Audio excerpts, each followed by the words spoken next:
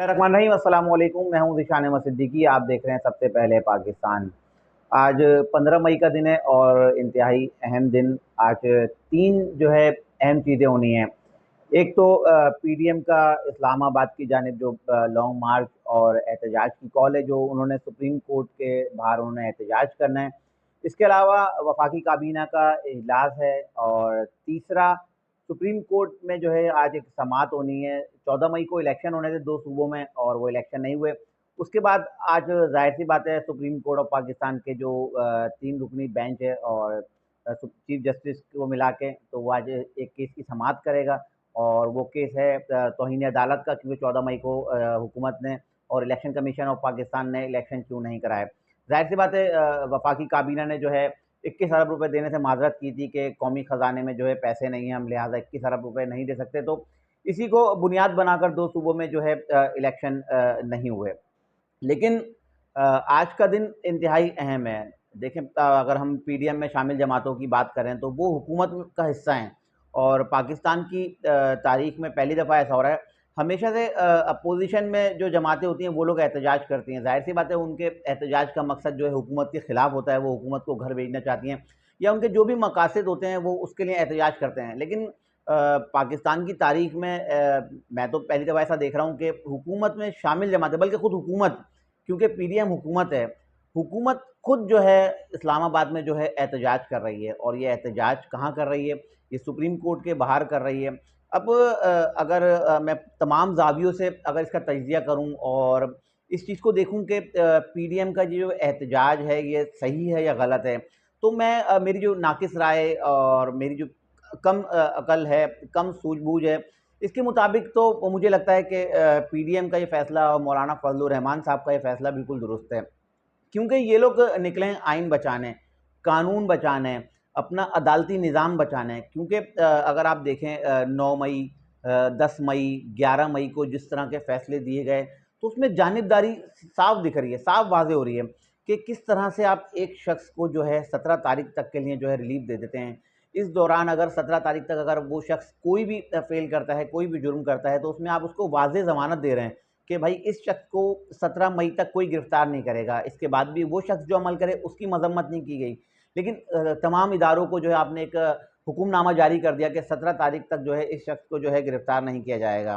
अब एक तो ये है कि पीडीएम में शामिल जमातें आज जो है एहतजाज करने जा रही हैं। दूसरा, सुप्रीम कोर्ट का जो करने जा रही हैं। दूसरा, सुप्रीम कोर्ट का जो आज तौहीन अदालत का जो आज एक केस सुना जाना है। ज़ाहिर जब तक ये मेरा व्लॉग अपलोड होगा तो शायद हो सकता है कि थोड़ा बहुत फ़ैसला आ चुका हो या जजमेंट आ चुकी हो आज के दिन की, कि आज जो भी डेवलपमेंट होगी और सुप्रीम कोर्ट में समाअत के दौरान जो बातें होंगी, हो सकता है इसमें कुछ कुछ बातें जो है सामने आ जाएँ। लेकिन मेरी जो नाक़िस राय है, इसके मुताबिक मुझे लगता है कि अब तौहीन अदालत लगी होगी। और तौहीन अदालत में ज़ाहिर-सी बात है वज़ीर-ए-आज़म को, इलेक्शन कमीशन ऑफ पाकिस्तान को, ख़ास तौर पे मैं शहबाज़ शरीफ़ साहब की बात करूँगा कि शहबाज़ शरीफ़ साहब को जो है नाअहल करने की जो है कोशिश की जाएगी।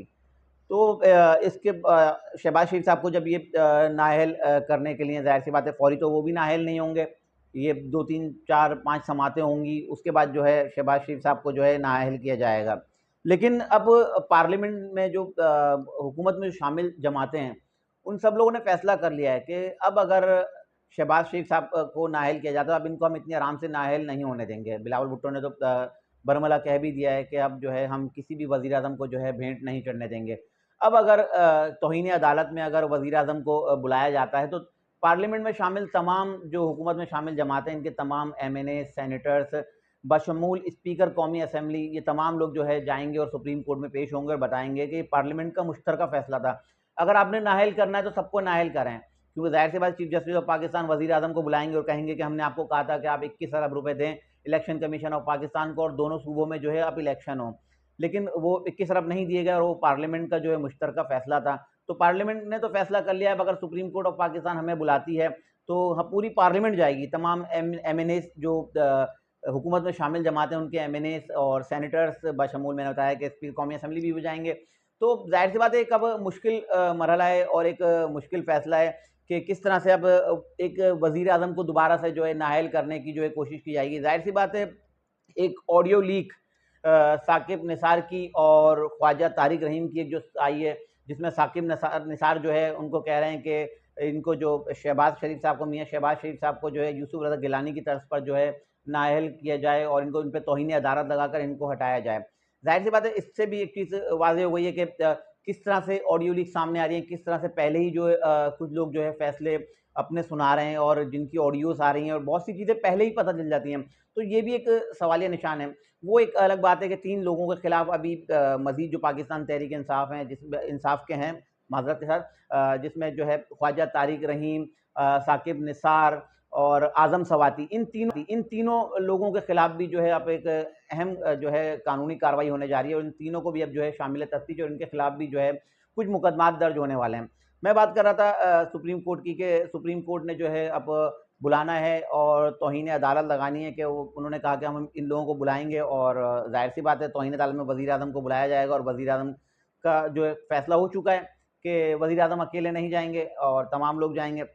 अब आज का दिन जो है वो इंतहाई अहम है, क्योंकि अब आज जो है वफाकी काबीना का इजलास भी है। अब इस इजलास में जो है इंतहाई अहम फैसले किए जाएंगे, क्योंकि असल गेम जो है जो मैं आपको बताऊं, असल कहानी है 3 महीने की, सितंबर तक की। क्योंकि सितंबर में जो है chief justice of Pakistan Ata Bandial साहब जो है वो अपने, जाहिर सी बात है, अपनी मुद्दत पूरी कर लेंगे, उसके बाद जो हो जाएंगे रिटायर। तो पाकिस्तान तहरीक इंसाफ की जो इमरान खान साहब की जो पूरी कोशिश है कि किसी भी तरीके से इतना इश्तियाल दिलाया जाए और हुकूमत को इतना मजबूर कर दिया जाए, इनको घुटने टेकने पर मजबूर कर दिया है, किसी भी तरीके से सितंबर से पहले जो है मुल्क में आम इंतखाबात हो जाएं। क्योंकि इमरान खान साहब के, जाहिर सी बात है, अब क्योंकि खुल के बहुत से लोग कह रहे हैं और इसी वजह से मैं भी ये बात कहने में कोई आर नहीं समझूंगा कि इमरान खान साहब को अब एक जगह से सहूलतकारी हो रही है, वो सुप्रीम कोर्ट ऑफ पाकिस्तान के चीफ जस्टिस साहब। क्योंकि मैं पूरी सुप्रीम कोर्ट को नहीं कहूँगा, क्योंकि इसमें हमारे मौजूद जस्टिस साहब हैं, जो जाहिर सी बात है इससे अलावा 7 जो मज़ीद जो हमारे चीफ जस्टिस हैं वो इंतहाई काबिल एहतराम है, ईमानदार हैं, वो असल में अपना किरदार सही अदा कर रहे हैं। लेकिन चीफ जस्टिस ऑफ पाकिस्तान, जाहिर सी बात है, इमरान खान साहब को जो है सहूलतकारी दे रहे हैं। सितंबर में चले आएंगे, इमरान खान साहब को पता है अगर ये रिटायर हो गए तो उसके बाद जो है मुझे जो है इक़्तिदार नहीं मिलना। असल जो कहानी है वो 3 महीने की, 3 महीने में इमरान खान साहब चाह रहे हैं कि 3 महीने में मैं किसी तरीके से जो है मुल्क में जो है आम इलेक्शन जो है हासिल कर लूँ, उसमें चाहे मुझे किसी हद तक भी जाना पड़े। क्योंकि अगर हम 9 मई की बात करें कि किस तरह से इमरान खान साहब के जो लीडर्स हैं, दीगर जो उनके जो रहनुमा हैं, इन्होंने किस तरह से कारकुनान में जो है इश्तियाल अंगेज़ी फैलाई और वो कारकुनान जो है उन्होंने तमाम हदें पार कर दी। वो कोर कमांडर हाउस चले गए, GHQ चले गए, हमारे आर्मी चीफ के खिलाफ उन्होंने जो है किस तरह की घटिया ज़बान इस्तेमाल की। तो जाहिर सी बात है इनकी ब्रेन वॉशिंग की जा रही थी और इंतहाई जो सबसे एक अहम बात जो है, जो इन हमलों में जो मुलविस लोग पकड़े गए, इनमें ज़्यादातर लोगों का ताल्लुक जो है गैर मुल्क से है।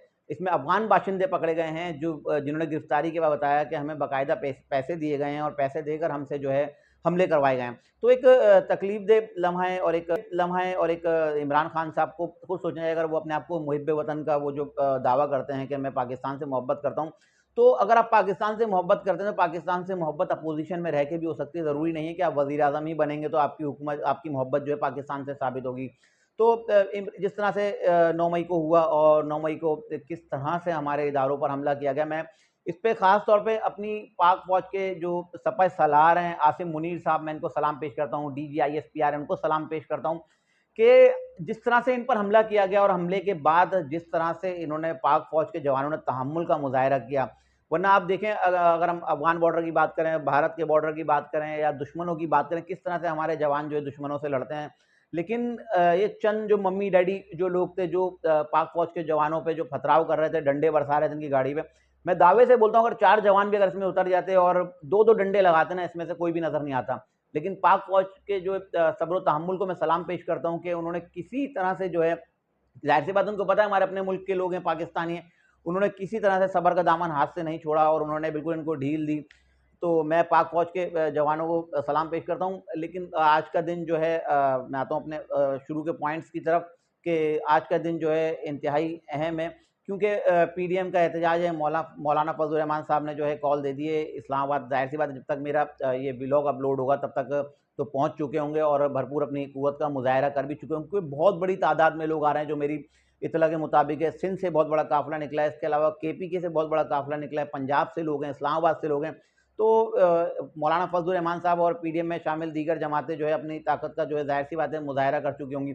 लेकिन आज का दिन इंतहाई अहम है, क्योंकि मौलाना फजल रहमान साहब ने ये किस बुनियाद पे जो है इन्होंने ये एहतजाज की कॉल दी। जाहिर सी बात है 9 मई को एक वाक़या होता है और उसके बाद 11 और 12 मई को इमरान खान साहब को जो है सुप्रीम कोर्ट की जानिब से सहूलतकारी दी जाती है और उनको जो है बाकायदा जो है रिमांड से बुलवा कर उनको जो है सुप्रीम कोर्ट का, तो मैं नहीं कहूँगा, चीफ जस्टिस ऑफ पाकिस्तान का जो है मेहमान बनाकर उनको रखा जाता है और तमाम लोगों का आयतन को गिरफ्तार नहीं किया जाए। तो मौलाना फजल रहमान को साहब को शायद ये चीज़ समझ में आई कि शायद सुप्रीम कोर्ट ऑफ पाकिस्तान जो है शायद जत्थों की बात जबान समझेगी, या शायद हम एक पूरा अवाम लेके निकलेंगे तो शायद जब सुप्रीम कोर्ट हमारी बात मानेगी। तो मौलाना फजल रहमान साहब ने भी वही उसी तरह से, जाहिर से वो तर्ज अमल तो नहीं होगा इनका जलाओ घेराव का, इन्होंने पहले ही कह दिया कि हमारा पूरा मन जो है मुजाहरा होगा।